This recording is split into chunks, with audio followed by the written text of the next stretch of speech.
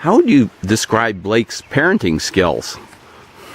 He was a good parent. I remember my father. I mean, I can remember him saying. I remember he said, "I'm the best friend you'll ever have," and he said, "So I'll always defend you. I'll come to your aid. I'll do anything I can for you." And he meant that, and I appreciated that.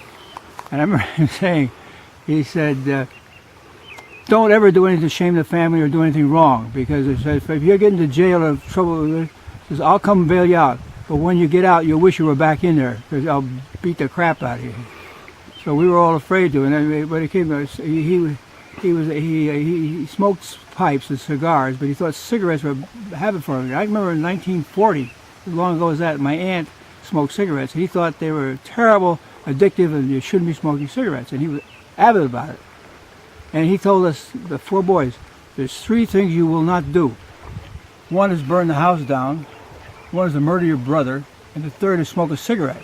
And I'm not sure which is going to get you most trouble. So don't even think about it. Wow. Because if you just smoke a cigarette, you don't live here anymore.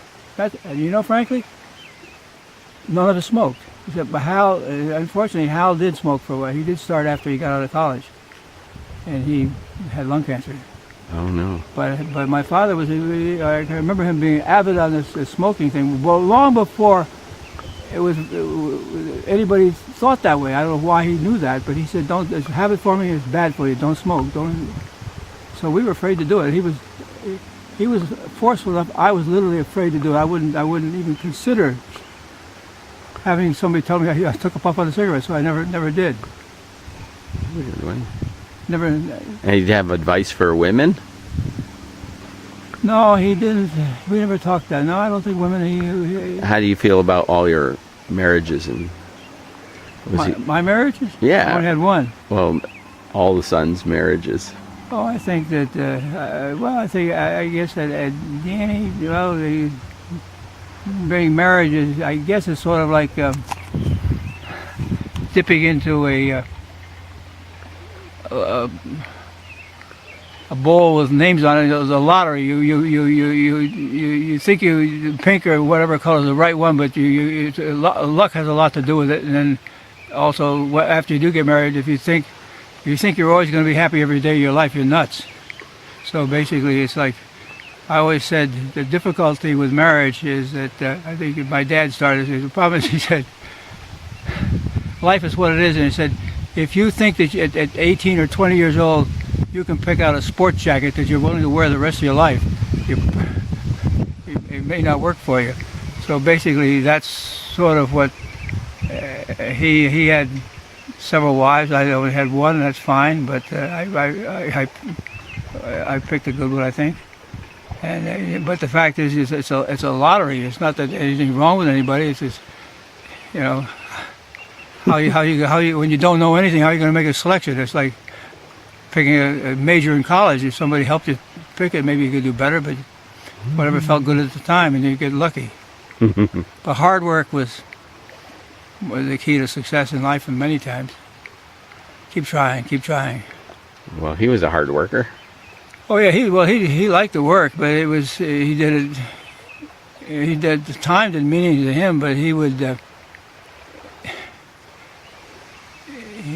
He thought the kids, the little boys, they weren't interested in getting behind the horse or the tractor and picking stones off and put them on a stone boat and then put them in a pile or digging a trench or something like that.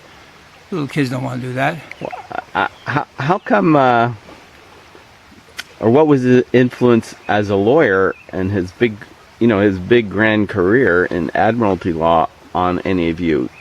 Was it something you were aware of, or didn't mean anything? No, I think that to some extent we were. I answered that question. He wanted me to be a lawyer. He wanted Hal to be a lawyer, but he was very dominant personality, very persuasive, or if not persuasive, demanding, and you didn't like somebody telling you what to do all the time, where rather compared to explaining to you why you should do it. But he just told you, go do it, and damn it, don't come back till it's done. So basically, the idea of being a lawyer with him would have been very difficult for me. And I was very at that time particularly, I was just a young, tender kid, was very immature and didn't know damn from anything. But yeah, he overpowered people, and he, in his success as an attorney,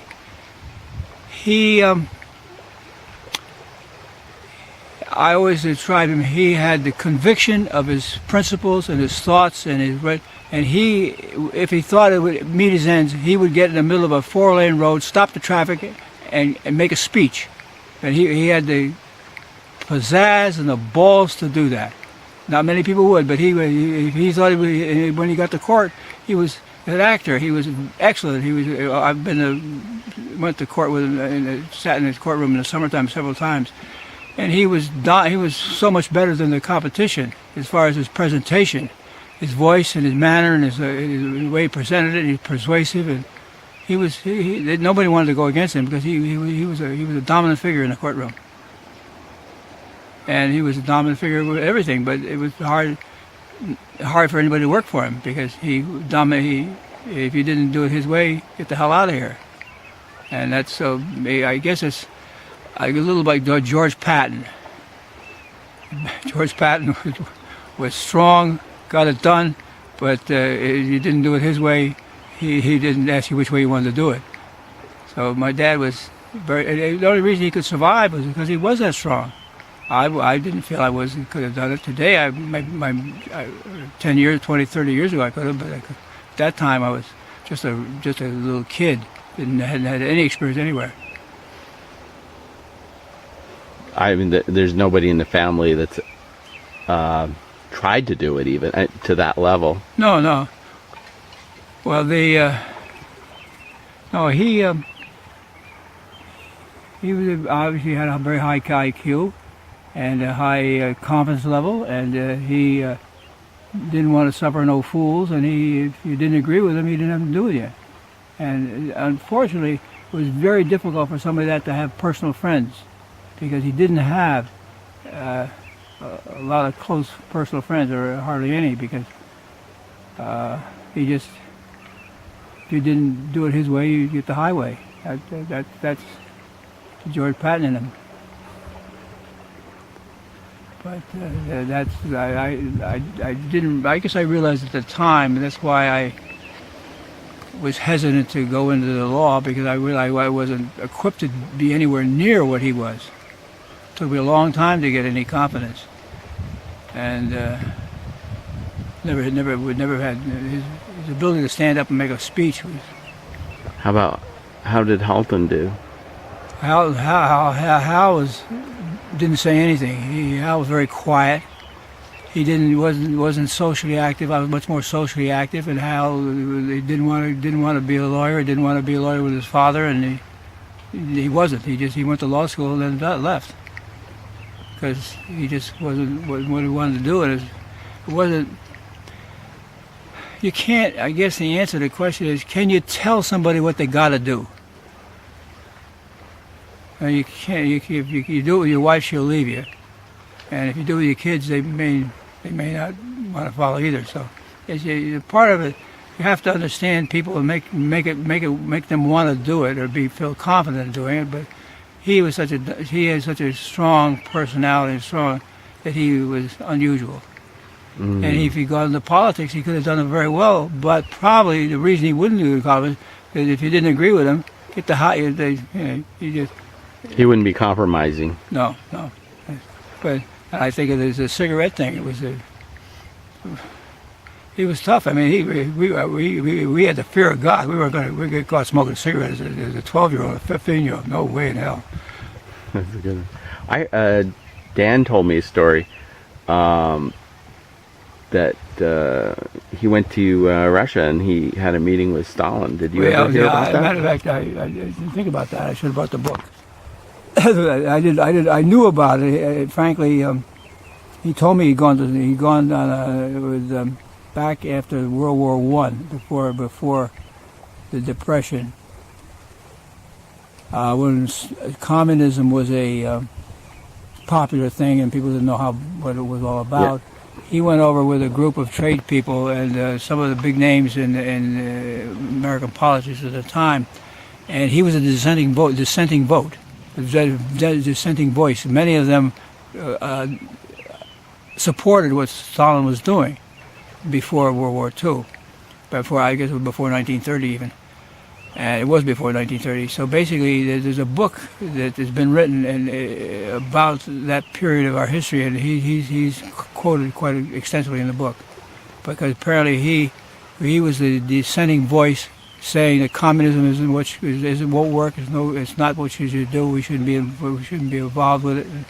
And the guy named Tugwell was a political leader, that he was one of them, and basically SB was significant in the fact that he saw it different than the majority. So he was an independent, very brilliant guy, very sound thinker, and he was willing to express his opinion even when it wasn't popular, which is good. It doesn't always get you elected, but He did run in some political campaign, I heard.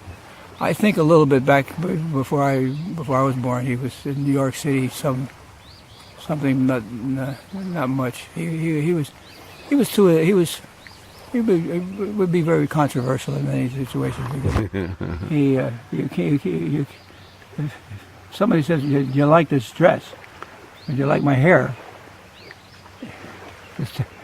You give them a tactful answer if you want to be friends with them. You don't tell them what you think. But SB wasn't that way. He'd say it the way he felt about it, and that was his good points and his downfall too, to some extent, I think. But he worked alone, and I think as far as when writing a brief or doing the fine research and stuff, he would hire somebody competent to do that. He would decide how he would make his case, how he would change the law, how he would get something done, how it should be done, how it was wrong, and then work that way. But to spend hours in the law library wasn't something he was going to do. Right. But he was always a loner. He didn't form a big corporation. His brother worked for him, Lucian, who was very weak, and was mostly just a law clerk. Lucian was. I don't think he went to court ever, hardly anything, and he didn't write any briefs. He just needed a job to work for my father.